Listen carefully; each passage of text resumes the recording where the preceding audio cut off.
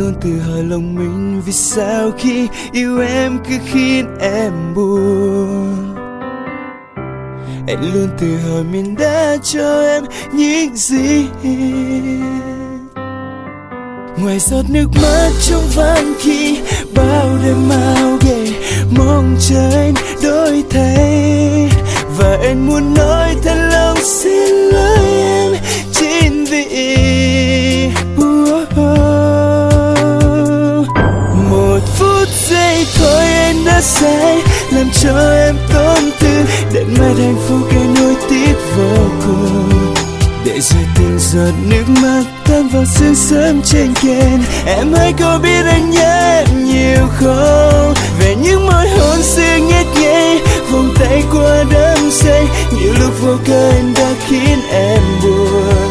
Cuộc tình giờ là nước mắt chết anh thôi anh cũng để anh, vì muốn em sẽ quay về đây. Mình làm lại từ đầu.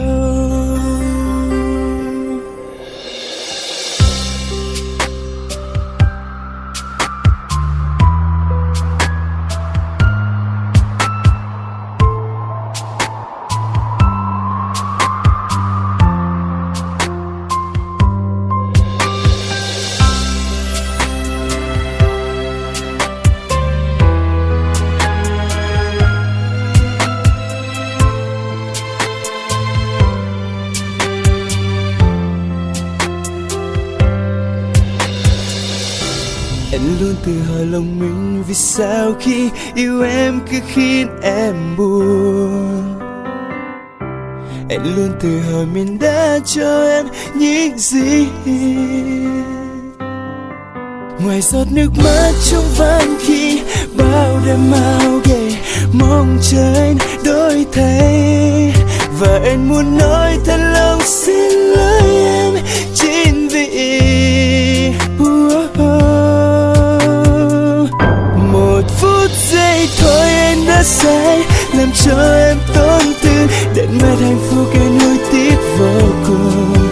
Để rồi từng giọt nước mắt tan vào sương sớm trên kênh. Em hãy có biết anh nhớ em nhiều không? Về những môi hôn xưa nhét nhây, vòng tay qua đắm say, nhiều lúc vô cớ anh đã khiến em buồn.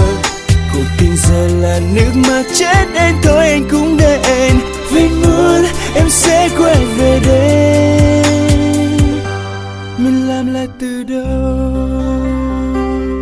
Một phút giây thôi anh đã sai, làm cho em tổn thương, đến mất hạnh phúc anh nuối tiếc vô cùng. Giờ chỉ còn là nước mắt tan vào sương sớm trên kênh. Em hãy có biết anh nhớ em nhiều không?